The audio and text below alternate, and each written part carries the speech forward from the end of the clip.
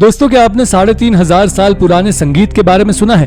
5000 साल पुराना एक कब्रिस्तान जो 700 सालों तक इस्तेमाल किया गया था। और क्या आपको पता है कि रोमन लोग भी फ्रिज का उपयोग करते थे? अगर नहीं तो वीडियो को लास्ट तक देखिएगा, क्योंकि आज मैं आपको ऐसी ही हैरान करने वाली आर्कियोलॉजिकल डिस्कवरीज के बारे में बताने वाला हूं। तो चलिए शुरू करते हैं आज की इस मजेदार वीडियो को। Number 10, shipwreck. दोस्तों, साल 2003 में इंडोनेशिया के वेस्ट जावा में शिरोन के किनारे एक जहाज का मलबा मिला था। यह जहाज 9th से 10th सेंचुरी के बीच के माना जा रहा है और इसमें भारी मात्रा में चाइनीज आर्टिफैक्ट्स मिले हैं और साथ ही साउथ ईस्ट एशिया के समुद्री व्यापारिक मार्ग की अमीरी के कुछ सबूत भी मिले हैं। ये खोज स्थानीय मछुआरों ने की जब उनके जालों में कुछ चीनी के बर्तन आने लगे।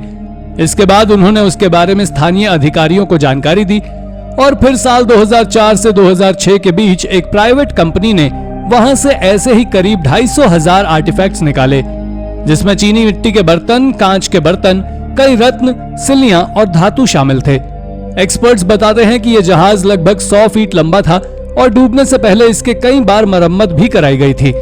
इसमें बने कार्गो भंडारों के नमूनों से अंदाजा लगाया गया कि यह जहाज सादन चाइना के सुमत्रन बंदरगाह से आया हो सकता है।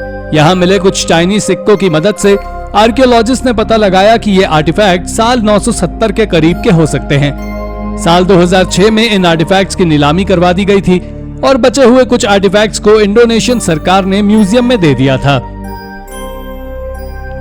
नंबर 9, वाटर मिल।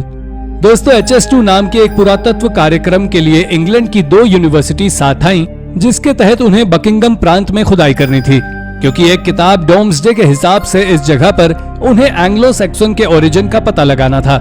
इस किताब में साल 1086 में इंग्लैंड के वेल्स में हुए सर्वे के बातें लिखी गई हैं और इसे इंग्लैंड के राजा विलियम फर्स्ट ने लिखवाया था। इस खुदाई में उन्हें एक गोल गड्ढा और मध्य पाषाण काल का एक मेस हेड मिला है और कुछ ऐसे सबूत मिले हैं जिससे पता चलता है कि ये वाटर मिल 13th सेंचुरी से उत्तर मध्य काल में इस्तेमाल की जाती होगी। इसमें एक नली के जरिए पानी मिल तक पहुंचाया जाता था और ये नली काफी चौड़ी थी, जिससे अंदाजा लगाया गया कि उस समय यहाँ पानी की कोई कमी नहीं थी। हालांकि इस वाटर मिल की ढाल बहुत कम है, जिसकी वजह किसी को नहीं पता है। इस मिल को 17th सेंचुरी तक के नक्शे में देखा जा सकता था, पर साल 1825 तक इसका इस्तेमाल कम कर दिया और 1940 के समय इसे पूरी तरह से बंद कर दिया गया। लेकिन आज भी इसकी बाईपास चैनल, मिल रेस और भारी तालाब के कुछ अवशेष यहाँ मौजूद हैं। Number 8, oldest symmetry. दोस्तों, अफ्रीका को मानव जाति का पालना कहा जाता है। आर्कियोलॉजिस्ट को ईस्ट अफ्रीका में दुनिया का सबसे पुराना कब्रिस्तान मिला है। अगस्त 2018 को उन्होंने ये जाहिर किया कि उन्हें केन्या में तुर्काना झील के पास दुनिया का सबसे पुराना कब्रिस्तान मिला है। एक्सपर्ट्स बताते हैं कि इसे करीब 5000 साल पहले वहां के स्थानीय चरवाहों ने बनवाया था। इसे लोथिकम नॉर्थ पिलर साइट नाम दिया गया था। इस साइट के बीच में लगभग 100 फीट चौड़ाई का एक अंत्येष्टि गुहा बना हुआ था। लगभग 700 साल में यह कब्रिस्तान पूरी तरह से भर गया था और इन खंभों से पहले यहाँ पत्थरों के ढेर हुआ करते थे। आर्कियोलॉजिस्ट ने यहाँ लगभग 600 लोगों के अवशेष ढूंढे हैं, जिनकी कब्रों में कुछ सामान के साथ ही कुछ रंग बिरंगे मनके भी मिले हैं। आर्कियोलॉजिस्ट बताते हैं कि यहाँ सभी को समान ढंग से ही दफनाया गया था, क्योंकि उन्हें यहाँ कोई भी खास तरीके से दफन करने के कोई भी अवशेष नहीं मिले हैं। Number 7, ancient fridge. दोस्तों, प्राचीन रोमन लोग बागी फ्रिज का इस्तेमाल करते थे, लेकिन ये हमारे घरों में मौजूद फ्रिजेस की तरह नहीं था। हाल ही में बल्गेरिया के नोवाई के लेजेंडरी महल में एक रोमन समय का फ्रिज मिला है। यह महल साल 86 BC के करीब बनाया था और उसी समय यह फ्रिज भी बनवाया गया था। यह फ्रिज एक पात्र है जिसमें ठंडक के लिए चीनी मिट्टी की प्लेटें जमीन पर इस तरह से रखी गई थी जैसे कि उन्हें उसमें खाना रखना हो।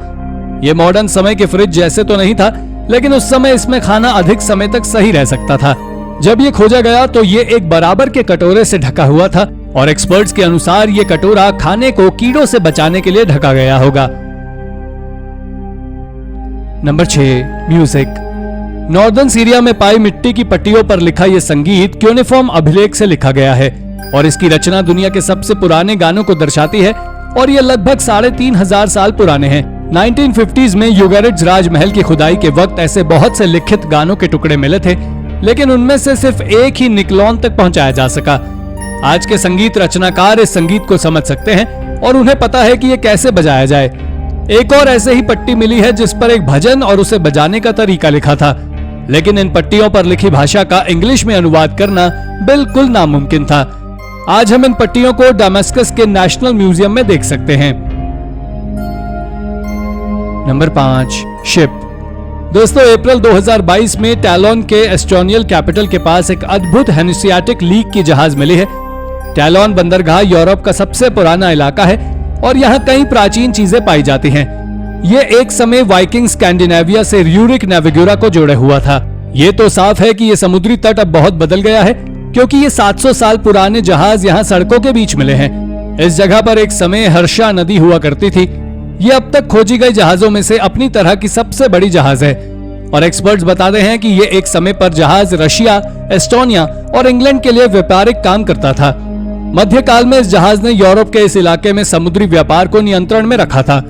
जब एक डैनिश राजा वल्डेमर 6 ने यहाँ आक्रमण करके वहां सत्ता जमाने की कोशिश की तो हैंसियाटिक लीग ने उनसे जबरदस्ती एक प्रमाण पर साइन करवा लिया, जिसमें उन्हें जंग से पहले ही समुद्री व्यापार में हुए लाभ को हैंसियाटिक को देना था। यह जहाज जल्द ही सड़क से हटाकर संरक्षित कर दिया जाएगा, हालांकि इसमें सालों का समय लग जाने वाला है। Number 4, CPO. दोस्तों, साल 298 बीसी के एक Roman consul luscious Cornelius CPO Barbados की एक कब्र इग्नियस रॉक से बने हुए हैं। कॉन्सल रोमन गणराज्य के सबसे बड़े निर्वाचित सार्वजनिक अधिकारी हुआ करते थे। ये कब्र एक समय पर सिपियोस के मकबरे में मौजूद थी, लेकिन आज ये वेटिकन म्यूजियम कॉम्प्लेक्स के पीआईओ सिलमेंटियल म्यूजियम में वेस्टिबोलो क्वाड्रेडो में स्थित है। इस कब्र पर बारबाडोस का नाम और एक समाधि लेख लिखा हुआ था, जिसे लैटिन सैटर्निया भाषा में लिखा गया था और ये लेख लाल रंग में रंगा था। बारबाडोस की हड्डियों को साल 1780 में खुदाई के दौरान मकबरे से निकाल दिया गया था और तभी उनकी उंगली की हड्डी में एक सोने की मोहर वाली अंगूठी मिली थी। इस अंगूठी के साथ साथ उस मकबरे में मौजूद सारी कीमती चीजें वेटिकन म्यूजियम में पहुंचा दी गई थी। पोप पियस 6 ने बाद में इन हड्डियों को वेनेटियन सेनेटर को दे दिया था और उन्होंने पाडुआ के करीब अपने महल के बगीचे में इनकी समाधि बनवा दी थी और उस अंगूठी को एक फ्रेंच पंडित को भेंट कर दिया था, जिसने बाद में इसे यर्ल और बेवरली को बेच दिया था। आज ये अंगूठी एलनविक महल के नॉर्थम्बरलैंड के ड्यूक संग्रह का हिस्सा बनी है और ये एक अकेली रोमन समय की अंगूठी है जिसके मालिक के बारे में हमें पता है। नंबर 3, साबरव हेड। साबरव हेड एक अद्भुत प्राचीन ग्रीक की मूर्ति है जो कि 550 से 525 बीसी के बीच की मानी जाती है। यह एक सिर की मूर्ति है जिसका नाम पीटर अलेक्जेंडरवर्क साबरव के नाम पर रखा गया था और पीटर प्राचीन समय की मूर्तियों के संग्राहक थे और आज आप इसे बर्लिन के एंटिक एंड सैमलंग में देख सकते हैं, लेकिन ये असल में आटिका या रजीना का बताया जाता है और कुछ लोगों का यह भी मानना है कि यह कोरिया से आया है। इस सिर को देखकर ऐसा लगता है कि जैसे किसी बड़ी मूर्ति का हिस्सा है और यह सिर अपने बालों के डिजाइन और दाढ़ी की वजह से अनोखा माना जाता है। ग्रीक समय की ज्यादातर आदमियों की मूर्तियों में लंबे बाल हुआ करते थे, लेकिन इस मूर्ति पर छोटे बाल थे। साथ ही दाढ़ी भी ज्यादातर मूर्तियों में होती थी, लेकिन इसमें मूंछों को दाढ़ी से अलग रखा गया था, जिससे ये कमाल की लग रही थी। हाइडेलबर्ग यूनिवर्सिटी ने इसके बारे में जानने के लिए इसके 3D स्कैनर की मदद से एक कॉपी बनाई, जिसका गिगामेश सॉफ्टवेयर फ्रेमवर्क के जरिए विश्लेषण किया गया। इस विश्लेषण से पता चला कि इस सिर में असीमित संतुलन और हल्का झुकाव था और इससे अंदाजा लगाया गया कि एक समय पर यह किसी घुड़सवार की मूर्ति का सिर था। Number 2, tapestry. दोस्तों, जर्मनी के ग्रिफ्सवॉल्ड यूनिवर्सिटी की टैपेटम कॉन्कॉर्डिया एक टेपेस्ट्री है। टेपेस्ट्री एक कपड़े पर बनी चित्र बनाने की कला है। यह सुधार युग में अपने आकार और हुनर के कारण इतिहास और संस्कृति में एक विशेष महत्व रखता था। साल 1554 में पोमेरेनिया के पहले ड्यूक फिलिप ने कमीशन देकर और डच छवि दर्शक पीटर हाइमन्स या जैसेनेट्स एक बैस लाइस टेक्निक की मदद से इस टेपेस्ट्री को बनाया गया था।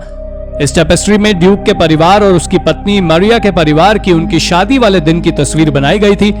इस तस्वीर में पीछे मार्टिन ल्यूथर, फिलिप मेलांगथॉन और जोहान की एकता और भरोसे देखते ही रखा गया था। उनकी मृत्यु के बाद इस टेपेस्ट्री को यूनिवर्सिटी ऑफ ग्रिफ्सवॉल्ड को साल 1681 में दान कर दिया गया था, जिससे हर 10 साल में वहां के बड़े लेक्चर हॉल में उनकी पुण्यतिथि पर उन्हें याद कर सके। आज ये टेपेस्ट्री यूनिवर्सिटी ऑफ ग्रिफ्सवॉल्ड से ऋण पर पाल्मर शेफ्स लैंडिस म्यूजियम को दे दिया गया और इसे जर्मनी के नेशनल वैल्यूएबल कल्चर में साल 2014 में इसका पंजीकरण हो गया था। Number 1, Thracian tomb. दोस्तों कहा जाता है कि अच्छी चीजें हमेशा छोटे पैकेट में आती है और थ्रेशियन टूम्ब इसका सही उदाहरण है। यह मकबरा हेलेनिस्टिक समय का है और इसे साल 2018 में बल्गेरिया के रिसोवा शहर के पास पाया गया था। इस तरह के मकबरों को बीहाइव टूम्ब्स कहते हैं और इन्हें प्राचीन ग्रीक लोग, जिन्हें थालोस कहा जाता था, वो बनाया करते थे। उस मकबरे की डिजाइन और उसे बनाने के लिए इस्तेमाल की गई सामग्री से एक्सपर्ट्स ने पता लगाया है कि यह करीब 2300 साल पहले बनाया गया था। इसके लगभग 2 मील की दूरी पर इससे काफी बड़ा काजान का मकबरा है, जो करीब 100 साल पुराना है और अब ये यूनेस्को वर्ल्ड हेरिटेज साइट है। एक्सपर्ट्स कहते हैं कि शायद इनमें कुछ कनेक्शन हो, क्योंकि बल्गेरिया में अब तक बस ये 2 ही बीहेव टूम्ब मिले हैं जो पूरी तरह से अखंड हैं। बल्गेरिया का यह हिस्सा यहाँ के थ्रेशियन मकबरों के कारण मशहूर है। कुछ इतिहासकार मानते हैं कि यहाँ इस तरह के लगभग 1500 मकबरे मौजूद हैं। तो दोस्तों ये थी कुछ इनक्रेडिबल डिस्कवरीज जिनके कारण सभी हैरान रह गए थे। आज की वीडियो में बस इतना ही। मिलते हैं ऐसी ही मजेदार वीडियो के साथ। और दोस्तों अगर वीडियो पसंद आई हो तो वीडियो को लाइक करें और शेयर भी करें और साथ ही हमारे चैनल को सब्सक्राइब करना बिल्कुल ना भूलें। धन्यवाद।